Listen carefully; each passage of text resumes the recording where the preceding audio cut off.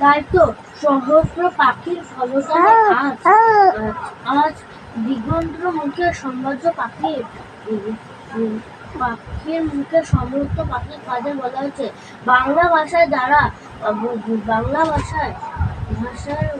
ভাষায় যারা কথা বলে গান গায় মানুষদের সমৃদ্ধ পাখি বলা হয়েছে।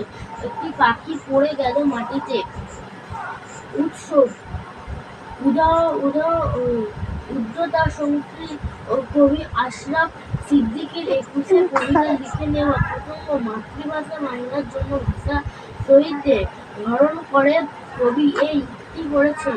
তাপস ১৯৫২ খ্রিস্টাব্দে ২১শে ফেব্রুয়ারি খান সেনাদের গুলিতে যে ৫ জন তাজা তরুণ প্রাণ হারায় তাদের কবির পাখি বলেছেন তারাই ঝরে গেছে অকালে ভাষা আন্দোলন প্রায় দিয়ে।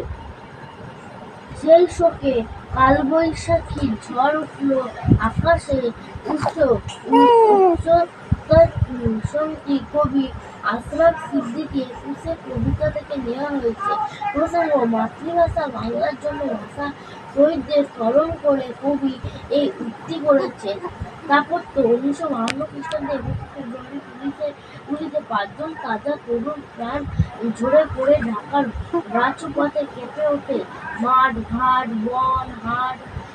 বন সমস্ত দেশ জুড়ে ওঠে প্রতিবাদের ঝড় গণ আন্দোলন তুঙ্গে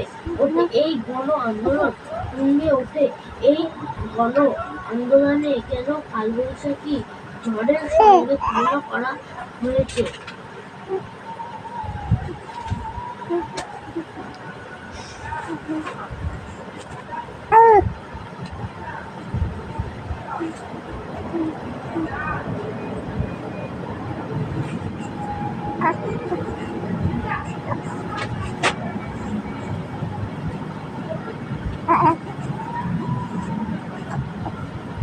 আমার কথাটা রেকর্ডিং হয়ে গেছে পড়ার কথা।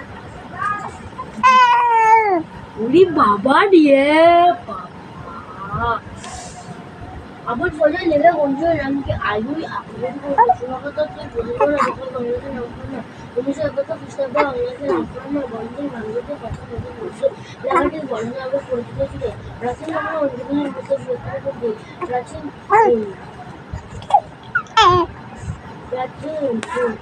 বাংলা অঞ্চলের মধ্যে বৃহত্তম বই প্রাচীন বাংলা অঞ্চলের মধ্যে বৃহত্তম প্রাচীন বাংলা অঞ্চলের মধ্যে বৃহত্তম প্রাচীন বাংলা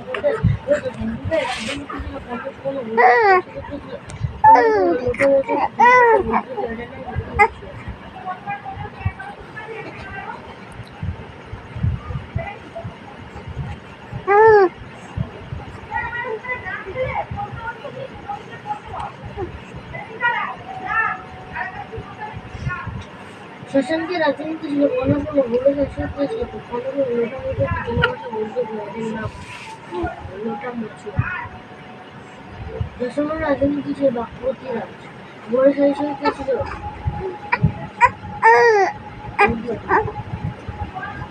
পরে শাসক ছিল জনদাস রাজকবিকে ছিল বাক্যবতী সমানতা কারণ হয়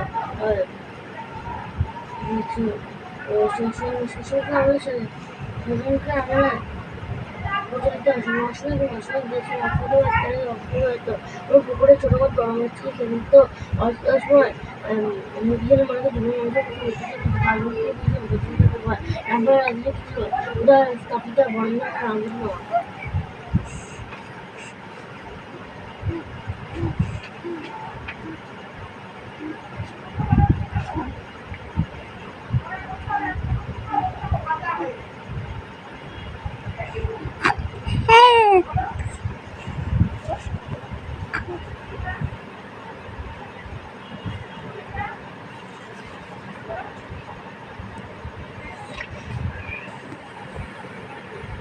যেমন মোহাম্মদ শাহ জন্মগ্রহণ করে 1200 খ্রিস্টাব্দে জন্মগ্রহণ খলিফা ও মোহাম্মদপুর ইসলাম নেতৃত্ব বোঝেন।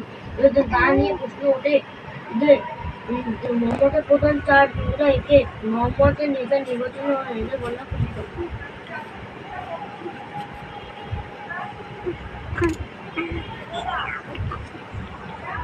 সুলতান মোহাম্মদের রাজধানীর নাম কি? সুলতান মোহাম্মদের রাজধানীর নাম গজনি।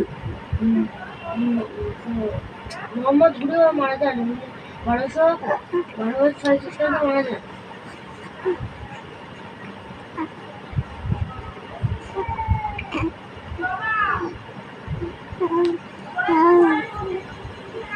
বঙ্গ নামের প্রথম উল্লেখ পাওয়া যায় ঐতিহ্য আরব থেকে। প্রাচীন বাংলার সীমানা তৈরি হচ্ছে